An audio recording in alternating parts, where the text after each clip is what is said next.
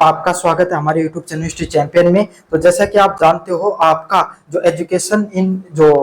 Education school management वाला जो आपके सामने पेपर होने वाला है, बीएड वाला, उससे संबंधित आपके सामने जितने महत्वपूर्ण पर्सन है या पूरा वन शॉट रिवीजन करवाने वाला हूँ, एक एक यूनिट वाइज। साथ साथ इसकी पीडीएफ डिस्क्रिप्शन में दिए गए लिंक पर आपको देखने को मिल जाएगी, अगर आपको अभी तक पीडीएफ वगैरह या आपके पास सीरीज नहीं है तो। चलिए जानते हैं शैक्षणिक प्रबंधन क्या होता है, उसका अर्थ क्या होता है। और चैनल को जरूर से सब्सक्राइब कर देना, आगे आने वाली वीडियो आपको हूबहू देखने को मिलेंगे। चलिए शुरू करते हैं क्लास को। शैक्षणिक प्रबंधन वो प्रक्रिया होती है जिसके माध्यम से शिक्षा से संबंधित सभी संस्थान, चाहे मानव हो गए, चाहे भौतिक हो गए, चाहे वित्तीय हो गए, को योजनाबद्ध व समन्वित व प्रभावी उपयोग करके शैक्षणिक उपलब्धियों की प्राप्ति की जाती है। क्या होता है भाई आपके सामने? शैक्षणिक प्रबंधन वो चीज होती है जिसके माध्यम से इंसान, चाहे मानव मनुष्य है, वो भौतिक व वित्तीय को चीजें हो गई। जैसे आपके सामने आपकी स्कूल है, स्कूल के अंदर 10 टीचर हैं, तो उन 10 टीचर को आप क्या कर रहे हो, अच्छे से उन कौन सा टीचर है भाई, विज्ञान का टीचर, वो अच्छे से पढ़ा रहा है, तो उस टीचर को सबसे बोर्ड वाली क्लास में लगा दिया। समझ में आ गया? एक टीचर है जो नया आया, उसको छोटी क्लासों में लगा दिया। इसी तरीके से आपके सामने कैसे आपके पास जो भौतिक चीजें जैसे टेबल, पाटिया, कुर्सी, इन सब का कैसे प्रयोग करते हो उसके बारे में, और वित्त आपके पास कैसा कितना पैसा आ रहा है, उसको कहां पर इन्वेस्ट करना है, उसको कैसे चलाना है, अगर आपके पास इसका ज्ञान है तो इसी को क्या कहा जाता है, वो शैक्षणिक प्रबंधन के नाम से जाना जाता है। किसके नाम से जाना जाता है भाई? शैक्षणिक प्रबंधन के नाम से जाना जाता है। दूसरे शब्दों में विद्यालय, महाविद्यालय और अन्य शैक्षणिक संस्थानों का कुशल संचालन ही शैक्षणिक प्रबंधन कहलाता है। क्या कहलाता है? अगर अपन बात करें, चाहे कोई विद्यालय होगा, चाहे महाविद्यालय होगा, चाहे कोई अन्य शैक्षणिक संस्थान हो गया, उसका कुशल संचालन, उसका सही तरीके से संचालन करना ही क्या कहलाता है? शैक्षणिक प्रबंधन कहलाता है। मतलब अगर आपके पास कोई स्कूल है, अगर आपके पास कोई महाविद्यालय है, अगर आपके पास अन्य कोई इंस्टीट्यूट है, क्या है, अगर आपके पास कोई अन्य इंस्टीट्यूशन है, उसको अगर आप सही तरीके से चला रहे हो तो उसी को क्या कहलाता है? शैक्षणिक प्रबंधन के नाम से जाना जाता है। समझ में आ गया किसके नाम से जाना जाता है भाई? शैक्षणिक प्रबंधन के नाम से, कि उन सभी संस्थाओं को आप अच्छे से चलाओ, सही से मैनेजमेंट करके चलाओ। शैक्षणिक प्रबंधन वो व्यवस्थित प्रक्रिया होती है जिसमें योजना, संगठन, निर्देश, समन्वय, नियंत्रण, मूल्यांकन के माध्यम से शिक्षा के उद्देश्यों को सफलतापूर्ण प्राप्ति की जाती है। शैक्षणिक प्रबंधन क्या होता है? शैक्षणिक प्रबंधन वो व्यवस्था होती है जिससे आप योजना करते हो, कोई भी संगठन हो गया उसको, जैसे आपकी स्कूल है, उसके अंदर आप क्या कर रहे हो, आप भाई टीचर्स को, आपका पूरा स्टाफ को बुलाया, आपने टीचर्स को सबको बताया कि भाई आपके सामने कैसे आपको पढ़ाना है, ठीक है, नए बच्चों को कैसे जोड़ना है ना, बच्चों के साथ टेस्ट कब लेने हैं, टेस्ट के अंदर बच्चों कम नंबर आए तो उन सब चीजों पर कैसे आपको ध्यान रखना है, तो इसी को मूल्यांकन किया जाता है। शैक्षणिक प्रबंधन कैसी प्रवृत्ति कैसी है? यह एक सतत प्रक्रिया, लगातार चलती रहेगी। ऐसा नहीं कि आपने एक स्कूल में एक प्रिंसिपल एक बार टीचर्स को बुलाकर मीटिंग लेता है, अरे हर सप्ताह लेनी पड़ती है, समझो थोड़ी ही, धीरे धीरे होना, डेली समझाना पड़े है। यह लक्ष्य और परिणाम आधारित होती है, ये किस चीज पे? टारगेट ओरिएंटेड होती है। आपका जो टारगेट होता है वो रिजल्ट ओरिएंटेड दोनों होती है। जैसे कि आपने बता दिया कि मुझे इस बार 10th क्लास में कम से कम 10 बच्चे, आजकल तो वो आंकड़ा 30-40 बच्चे, 100 बच्चे हैं तो उसमें से 30 बच्चे 90% से ज्यादा चाहिए, मुझे नहीं पता कि कैसे लाओगे। समझ में आ गया? तो इस प्रकार का टारगेट ओरिएंटेड रखो। योजना और समन्वय का विशेष स्थान, आप उन्हें कहोगे अगर आपको एक्स्ट्रा क्लास लेनी है मेरे को बताओ, मैं आपको मैनेजमेंट करूंगा इन सब चीजों का, है ना। मानवीय संबंधों पर आधारित, साथ के साथ टीचर्स के साथ आपको एकदम सही से व्यवहार करना पड़ेगा, बच्चों के साथ भी आपको वैसा ही व्यवहार करना पड़ेगा। जब बच्चे, टीचर और मैनेजमेंट के बीच में एक अच्छी कड़ी बन जाएगी ना, तभी आपके सामने आपका इंस्टीट्यूशन है वो आपका सफल होगा, आपकी संस्थान है वो सफल होगी। यह गतिशील, परिवर्तनशील व गतिशील है, मतलब लगातार चीजों में बदलाव होने वाली चीजों में से है। यह नेतृत्व व निर्णय क्षमता पर भी आधारित होता है। किस चीज पे?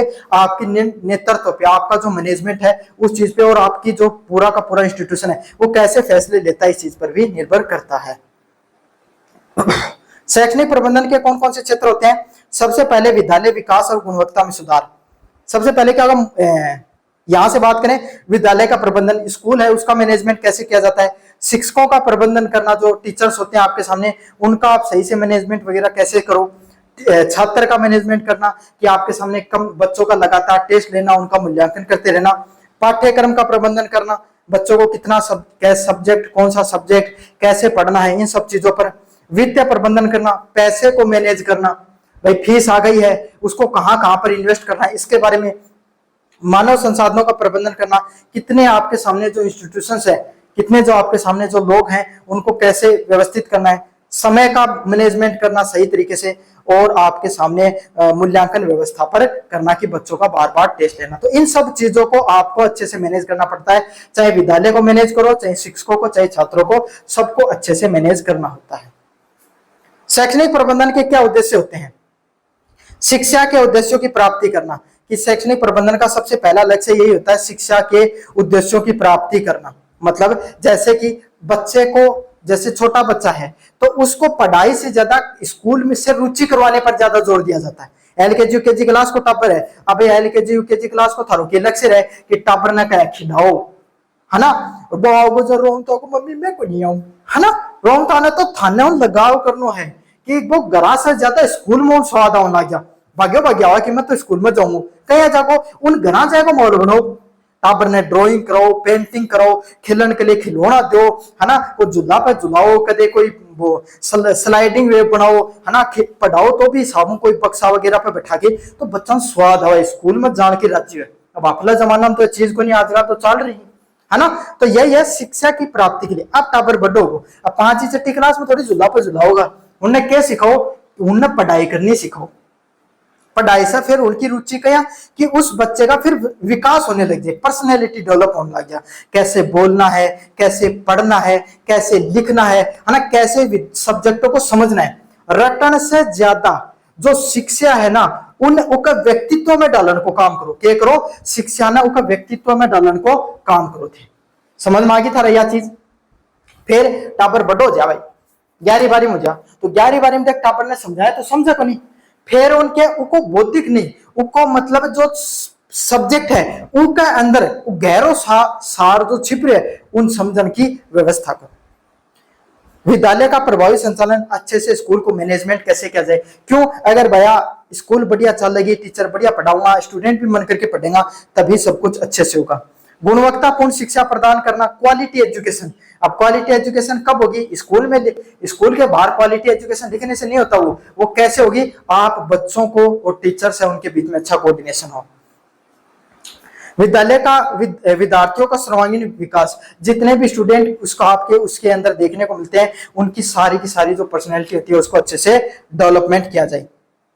गुणवत्तापूर्ण शिक्षा प्रदान करना, कैसी, क्वालिटी वही एजुकेशन, विद्यार्थियों का सर्वांगीण विकास करना, ये सारे पॉइंट इसके अंदर है। उपलब्ध संसाधनों का सर्वोत्तम प्रयोग करना, अगर आपकी स्कूल में डिजिटल बोर्ड नहीं है तो अब टीचर है हमें तो डिजिटल बोर्ड पे पढ़ाओ भाई, जरूरी नहीं ब्लैक बोर्ड पे भी अच्छे से पढ़ा सको, है ना। तो ये जो आपके पास संसाधन है उन संसाधनों का अच्छे से प्रयोग कैसे किया जा सकता है। शिक्षक व विद्यार्थियों में समन्वय स्थापित करना, टीचर, आपके पास जो टीचर है और आपके पास जो स्टूडेंट है उन दोनों के बीच में अच्छे से मैनेजमेंट है वो करना। उपलब्ध संसाधनों का सर्वोत्तम प्रयोग करना, क्या करना, जितने आपके पास संसाधन है उनका सही से प्रयोग करना। विद्यार्थी और शिक्षकों के बीच में समन्वय स्थापित करना, ठीक है, टीचर्स और आपके सामने जो स्टूडेंट है उन दोनों के बीच में अच्छे से जो स्थापना है वो की जाए। चलिए अगले वाला बिंदु है, शैक्षणिक प्रबंधन की आवश्यकता क्यों पड़ती है। शिक्षा की गुणवत्ता में सुधार के लिए, किसके लिए, कि जो एजुकेशन है, एजुकेशन की जो क्वालिटी है उसमें इंप्रूवमेंट हो, विद्यालय का सुव्यवस्थित संचालन किया जाए, विद्यालयों का कैसे अच्छे से मैनेजमेंट किया जाए, अच्छे से चलाया जाए, संसाधनों का उचित प्रयोग हो, आपके पास जितने संसाधन उनका उचित प्रयोग हो, समय व धन का बचत हो, बेहतर शिक्षा का परिणाम देखने को मिले। तो ये सारे के सारे वही पॉइंट है। अब कार्य कैसे करता है शैक्षणिक प्रबंधन, कैसे काम करता है भाई, आपके सामने जो शैक्षणिक प्रबंधन होता है वो कैसे काम करता है। पहला बिंदु है विद्यालयों की उपलब्धियां एवं कार्य का मूल्यांकन करना। सबसे पहले आप योजना बनाओ, क्या करो, स्कूल में आपके सामने आपको सबसे पहले क्या करनी होती है, योजना बनानी होती है। क्या करनी होती है, सबसे पहले आपको योजना बनानी होती है, ठीक है। योजना क्या बनाओगे कि जैसे मैंने भाई आपके सामने स्कूल के अंदर नए एडमिशन 100 नए एडमिशन जुड़े हैं या 200 नए एडमिशन जुड़े हैं, तो उसके लिए नई बस चाहिए भाई, है ना, पुराने से। और टीचर्स की एक आध टीचर भी एक्स्ट्रा जोड़ना पड़ेगा। पिछली बार विज्ञान का टीचर था वो उसकी गवर्नमेंट जॉब लग गई, उसकी जगह नया टीचर चाहिए, ये प्लानिंग का हिस्सा है ना। नए टेबल पार्टी, है ना, नई स्कूल में इंफ्रास्ट्रक्चर बना, तो इन सब चीजों की सबसे पहले आप प्लानिंग करोगे। फिर संगठन, फिर आपको सबसे पहले क्या करना है, अपने टीचर्स को जोड़ना है। किनको जोड़ना है? टीचर को जोड़ना है। गणित को टीचर चलेगा तो नयो पकड़ के लो, ठीक है, ऊपर क्लास लगाओ, 3-4 टीचर ने पढ़ाऊंगा, जना कोई एक आध टीचर थारा सेट होगो। फिर निर्देश देना, क्या देना? निर्देशन देना, डायरेक्शन देना। अब निर्देश क्या दोगे कि जैसे कोई स्कूल के अंदर, जैसे कि कोई स्कूल के अंदर आपके सामने जितने स्टूडेंट होते हैं, अगले वाला बिंदु आपके सामने समन्वय, कोऑर्डिनेशन। अब क्या, आप नया टीचर लेकर आ गए, विज्ञान का टीचर चला गया, अब उनको आपने एक नए टीचर को बुलाया, वो पढ़ा रहा है, अब उसको बच्चों को समझ में आ रहा है या नहीं आ रहा है ना? तो आप बच्चों से संवाद स्थापित करो। अच्छा, जो बोर्ड की क्लासेज है, छोटी क्लासेज है, सभी बच्चों को भी आप क्लास में जाकर पूछो कि भाई आपकी और क्या नई जरूरतें हैं, हम आपके लिए और क्या बढ़िया कर सकते हैं ताकि आपका रिजल्ट है वो बढ़िया है। तो मैनेजमेंट का ये भी काम होता है कि वो टीचर्स और स्टूडेंट के बीच में एक समन्वय स्थापित करें। नियंत्रण, कंट्रोलिंग करना जरूरी होता है, कार्य का नियंत्रण, निगरानी करना तथा आवश्यकता अनुसार सुधार भी करना कि चीजों में कैसे है वो सुधार किया जाए। अगले वाला बिंदु क्या है? विद्यालय की उपलब्धियां व कार्यों की कार्यों का मूल्यांकन करना कि विद्यालय उसके अंदर उसके जितने भी जो उपलब्धियां होती हैं उन सभी उपलब्धियों को आपके सामने सही से। चलिए अगले वाले बिंदु की बात करें, जो शैक्षणिक प्रबंधन की नवीन प्रवृत्तियां, recent trend in the education management. तो रिसेंट ट्रेंड क्या देखने को मिला? आधुनिक समय में शैक्षणिक प्रबंधन में अनेक परिवर्तन हुए। भाई समय के साथ तकनीक में परिवर्तन हुआ, तो तकनीक के साथ आपके साथ स्कूलिंग में भी चेंज करना पड़ेगा। डिजिटल शिक्षा व स्मार्ट क्लासेज, आजकल टाबर भया वीडियो देख के ज्यादा पढ़ने में मजा आवड़ना है ना, ऑनलाइन क्लास हम देखने में ज्यादा। तो डिजिटल बोर्ड लगाना आज के समय हर एक जो टीचर होती है उसकी आवश्यकता बन गई है, ठीक है। उसको डिजिटल शिक्षा दी जाए, बच्चों को स्मार्ट क्लासेस लगाई जाए। गुणवत्ता आधारित शिक्षा, क्वालिटी एजुकेशन, जब आप कोई भी विज्ञान का कोई भी सिद्धांत सिखा रहे हो तो बच्चे को साथ के साथ उसकी प्रैक्टिकल अप्लायंसेस के बारे में बताओ, प्रैक्टिकल चीजों के बारे में बताओ कि ये सिद्धांत काम करता है तो साहब ऐसे काम करता है, ठीक है। कौशल आधारित शिक्षा, बच्चों को स्किल बेस, कंप्यूटर के सिर्फ ऐसे मत बताओ कंट्रोल प्लस ये दबाने से सारा टेक्स्ट कॉपी हो जाता है, उसको ले जाओ कंप्यूटर क्लास के अंदर और उसको दबा के बताओ, ठीक है। अगर आप विज्ञान के बारे में न्यूटन का प्रथम नियम पढ़ा रहे हो तो लेबोरेटरी में ले जाकर उसको दिखाओ या वीडियो दिखाओ ताकि उसको और चीजें पता चल सके। उसके अलावा भी बच्चों को और ज्यादा चीजें हैं वो सिखाने का प्रयास करो। सूचना व प्रसार तकनीक, ICT, किसका? इंफॉर्मेशन और जो टेक्नोलॉजी है उसका भी प्रयोग किया जाए। साथ ही साथ ई गवर्नेंस एवं ऑनलाइन प्रबंधन, बच्चों को बताओ कि सरकारी संस्थान है वो कैसे काम करते हैं, सरकारी स्कॉलरशिप के फॉर्म कैसे भरे जाते हैं, सरकारी चीजें वो कैसे काम करती है उसके बारे में बताया जाए। एक समावेशी शिक्षा, इंक्लूसिव एजुकेशन, बच्चे को रटने पर ज्यादा जोर मत दो, बच्चे को रटत विद्या पर ज्यादा मत जोर दो, बच्चों को उसके सर्वांगीण विकास पे, किस पे? उसके सर्वांगीण विकास पे ज्यादा से ज्यादा जोर दो कि बच्चा है वो अपनी उसकी समावेशी शिक्षा उसमें बढ़ोतरी हो सके। सतत है व्यापक मूल्यांकन पे ज्यादा जोर देना चाहिए, बच्चे का जो लगातार है उसका मूल्यांकन करते रहो। राष्ट्रीय शिक्षा नीति 2020 के तहत उसका मूल्यांकन करना जरूरी है। चलिए अगला है प्रभावी शैक्षणिक प्रबंधन की विशेषताएं, characteristics of effective education management. जब आप इफेक्टिव तरीके से एजुकेशन को मैनेजमेंट करोगे तो उसका क्या विशेषताएं होती हैं? पहला है स्पष्ट उद्देश्य, क्या है? आप प्रभावी शैक्षणिक प्रबंधन की क्या विशेषताएं होती हैं? स्पष्ट उद्देश्य, आपको बता देना है कि मुझे ना पिछली बार गणित में कम नंबर आ गए थे बच्चों के, इस बार नहीं आने चाहिए। एक्स्ट्रा क्लास लगवा लो, किसी चीज की जरूरत है 2 टीचर लगवाने लगवाओ, लेकिन मेरे को रिजल्ट में इंप्रूवमेंट चाहिए बच्चों के, ठीक है। बच्चों के पिछली बार स्पोर्ट्स के अंदर अपना जो स्थानों पीछे रहा था इस बार अपन और बेहतर करेंगे, है ना। पिछली बार हमने जो वाद विवाद कंपटीशन था उसमें हम पीछे थे, फर्स्ट आए थे, इस बार भी हमें फर्स्ट आना है। तो यही है, एक आपको गोल देना अपने टीचर्स को ताकि वो और ज्यादा अच्छे से पढ़ाएं। प्रभावी नेतृत्व है, अगर जो मैनेजमेंट है चाहे उसके अंदर आप प्रिंसिपल हो, चाहे उसके अंदर आपके सामने जो हेडमास्टर हो, चाहे उसके अंदर आपके सामने डायरेक्टर हो, सबकी एक वाणी होनी चाहिए। ऐसा नहीं कि हेडमास्टर कुछ बता रहा है, प्रिंसिपल कुछ बता रहा है और फिर डायरेक्टर कुछ और बोल रहे हैं। 3 लोग 3 नोटिस अलग अलग निकालेंगे तो स्कूल नहीं चलेगी साहब। समझ में आ गया? तो आपको एक प्रभावी नेतृत्व भी दिखाना है। लोकतांत्रिक कार्यशैली का प्रयोग करना है। कैसी कार्यशैली का? एक डेमोक्रेटिक थिंकिंग का प्रयोग करना है। उचित योजना, सही से चीजों को आपके सामने मैनेजमेंट एक योजना के आधार पढ़ाओ और पारदर्शी और उत्तरदायित्व भी निभाना। एक ट्रांसपेरेंट पॉलिसी होनी चाहिए आपकी पढ़ाने की, समय का सदुपयोग करना, कोशिश करो कि आपके सामने समय को इस तरीके से कि बच्चों का गेम्स का पीरियड भी हो जाए, बच्चों के लेबोरेटरी का भी पीरियड हो जाए, साथ के साथ आपके सामने पढ़ा भी दिया जाए। इस प्रकार से एक उसी टाइम पीरियड के अंदर बच्चों की कोकुलर एक्टिविटी भी कराओ और साथ के साथ आपके सामने एजुकेशन भी देनी है आपको। तो सारी चीजें आपको एक साथ करनी है। सारे समय का सदुपयोग करना भी बहुत ज्यादा जरूरी होता है। तो बच्चों को समय का सदुपयोग भी भाई बच्चों को भी सिखाओ और आप भी करो। संसाधनों का उचित प्रयोग करना, आपके पास जितने संसाधन है उन्हीं संसाधन में आपको अपना बेस्ट देना है। क्या करना है, आपके पास जितने भी संसाधन है उन्हीं सभी संसाधनों में आपको अपना बेस्ट देना है। वो कैसे दे पाओगे इसके ऊपर आपको जोर देना होता है। निरंतर मूल्यांकन करना है आपको। क्या है, रेगुलर आपको सामने मूल्यांकन करते रहना है बच्चों का। रेगुलर उन पे फोकस करना है, रेगुलर उन पे ध्यान रखना है कि उनका कैसे आपके सामने इवैल्यूएशन किया जाए, कितने नंबर आ रहे कैसे आ रहे उनका सब ध्यान दिया जाए। सहयोग और समन्वय में बढ़ावा दिया जाए। क्या दिया जाए, सहयोग और समन्वय है, कोऑर्डिनेशन, चाहे टीचर हो गया, चाहे स्कूल का स्टाफ हो गया, जो सारा स्टाफ, ऐसे नहीं कि बाबू की टीचर के साथ नहीं बन रही है, प्रिंसिपल की नहीं बन रही है, ऐसा नहीं होना चाहिए। अरे सारा स्टाफ एक जैसे एक माला के अंदर सारे फूल पिरोए रहते ना, उसी तरीके से होने चाहिए। नवाचार और तकनीक का प्रयोग, नई टेक्नोलॉजी का भी आपको प्रयोग करना है। भारत में शिक्षा प्रबंधन की संरचना क्या है, भारत में शिक्षा प्रबंधन की संरचना की बात करें, भारत में शिक्षा प्रबंधन के 3 स्तर होते हैं, स्थानीय स्तर, राज्य स्तर, केंद्रीय स्तर। मतलब भारत में क्या है, सबसे पहले कैरिकुलम है वो केंद्रीय स्तर पे एनसीईआरटी जैसी संस्थान लागू करती हैं। फिर इसको जो राजस्थान की संस्था एससीईआरटी वो देखती है कि हमें क्या करना है, एनसीईआरटी ने ये सिलेबस दिया है उसके हिसाब से हमें क्या करना है, अपने राज्य की चीज जोड़नी है, तो राजस्थान सब्जेक्ट जोड़ देंगे। ठीक है, फिर पंचायती राज पर जिला स्तर पे जो आपके सामने भाई शिक्षा सचिव, शिक्षा विभाग के अधिकारी बनाए जाते हैं, उनका काम क्या होता है, वो स्टूडेंट, वो जो स्कूल होती है उनके अंदर कैरिकुलम को अच्छे से लागू किया जाए। तो 3 स्तर पे काम करता है, केंद्रीय, राज्य और स्थानीय स्तर पे।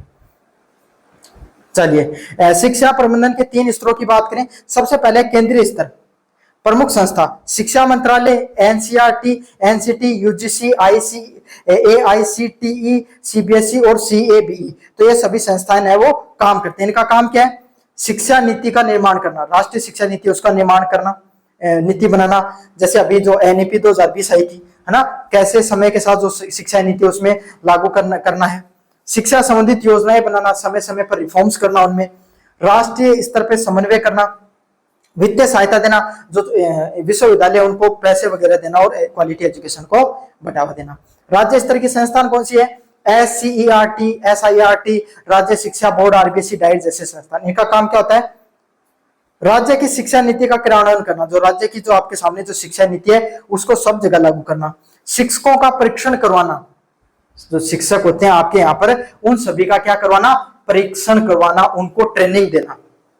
पाठ्यक्रम का विकास करना, क्या करना, जो आपके यहाँ पर जो पाठ्यक्रम है उसको बढ़ाना, विद्यालयों का निरीक्षण करना, क्या करना, विद्यालय का निरीक्षण करना तथा बोर्ड परीक्षाओं का संचालन करना। ये सब काम किसका, राज्य स्तर का। स्थानीय स्तर का क्या है, डीओ जैसे ऑफिसर होते हैं, जिला शिक्षा अधिकारी, ब्लॉक शिक्षा अधिकारी, बीओ और पंचायत व नगर विद्यालय प्रबंधन समिति होती है। इनका काम क्या होता है, विद्यालयों की निगरानी रखना कि जो हम एजुकेशन दे रहे हैं बच्चों को सही से मिल पा रही है, नहीं मिल पा रही है।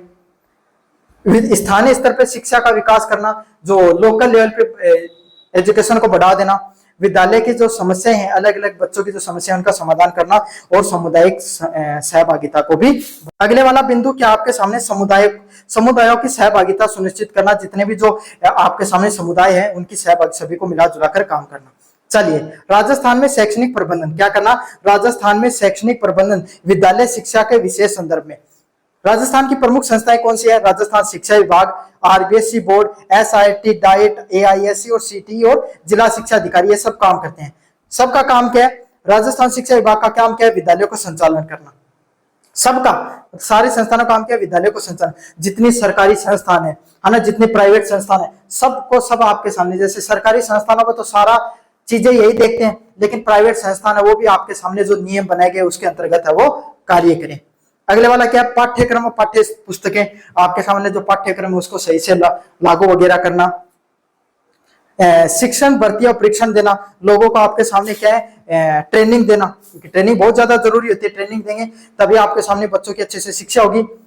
बोर्ड परीक्षाओं का आयोजन कराना, जो अलग अलग प्रकार की जो बोर्ड परीक्षाएं होती हैं उसका आयोजन कराना। विद्यालयों का समय समय पर निरीक्षण करना, समझ में आए, गुणवत्तापूर्ण शिक्षा सुनिश्चित करना, बच्चों को क्वालिटी एजुकेशन देना और शिक्षा में डिजिटल तकनीक का विकास करना। किस चीज का विकास करना भाई? शिक्षा में आपके सामने जो डिजिटल तकनीक होती है उसका आपके सामने विकास करना। सबका काम किसका भाई? इन सभी संस्थानों का काम है। चलिए, राजस्थान में प्रमुख शिक्षा पहल क्या होती है?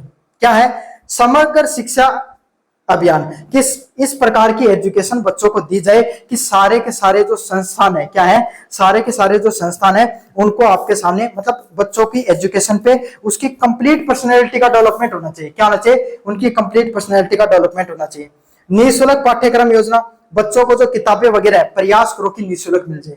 क्या हो? बच्चे को जो पाठ्यक्रम वगैरह है वो प्रयास किया जाए कि निःशुल्क मिल जाए। बालिका शिक्षा को प्रोत्साहन देना, जो बालिका हैं, छोटी बच्चियां हैं, उनको शिक्षा को प्रोत्साहन देना।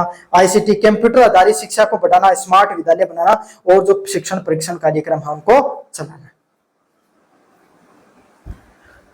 चलिए, सिद्धांत से वास्तविकता की ओर। सिद्धांतिक क्या है? योजना, प्लानिंग से नीति निर्माण। अब जो एनसीईआरटी शिक्षा विभाग का काम क्या है? प्लानिंग करना कि हमें कौन सा कैरिकुलम, कौन सा पाठ्यक्रम लागू करना है, ठीक है, और उनको लागू करने का काम शिक्षा विभाग व एनसीईआरटी का होता है, ठीक है। राज्य स्तर पे और जो शिक्षा विभाग है आरबीएसई और एसआईआरटी, इनका क्या होता है? संगठन, ऑर्गेनाइजेशन का काम करते हैं और इनका काम जमीनी हकीकत पे चीजों को लागू करना है। स्थानीय स्तर डीओ और एसएमसी और पंचायती राज का काम क्या है? कंट्रोल करना, सारे के सारे चीजों को अच्छे से, भाई जो नीतियां बनाई गई ऊपर से उनको क्या जमीनी हकीकत पे लागू किया जा रहा है? क्या स्कूल में टीचर आ रहे हैं, नहीं आ रहे हैं? क्या वो बच्चों को जो मिड डे मील मिल रहा है वो सही से मिल रहा है, नहीं मिल रहा है? क्या बच्चों को फ्री में जो पुस्तकें मिली है, नहीं मिली? इन सब चीजों का ध्यान रखने का काम किसका होता है? स्थानीय स्तर के डीओ, एसएमसी और पंचायतों का होता है। तो ये था आपके सामने एक मास्टर क्लास बनाने का प्रयास किया। कैसा लगा वीडियो जरूर से बताना और पीडीएफ आपको डिस्क्रिप्शन में दिए गए लिंक से डाउनलोड कर लेना भाई।